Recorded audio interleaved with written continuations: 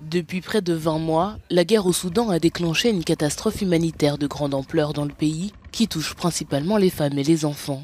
Parmi les 12 millions de personnes déplacées figurent des femmes enceintes qui fuient pour sauver leur vie. Ces dernières ne peuvent pas accéder aux services prénatal, d'accouchement ou postnatal en toute sécurité. Après l'accouchement, je m'inquiète du froid et du fait que je n'ai pas d'endroit approprié pour mettre mon bébé. Nous n'avons pas de maison. Nous dormons dehors, à même le sol.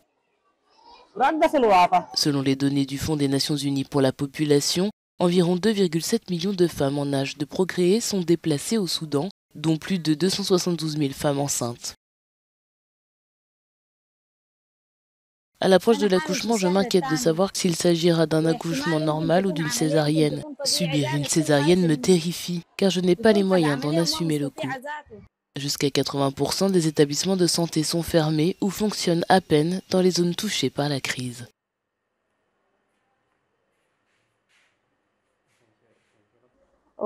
Nous avons dû quitter nos villages. À l'époque, j'étais enceinte de 9 mois et des hommes armés ont détruit les centres de santé.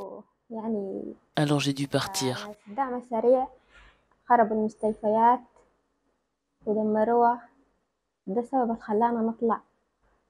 Chaque jour, en moyenne, 20 000 personnes sont nouvellement déplacées, dont des femmes enceintes.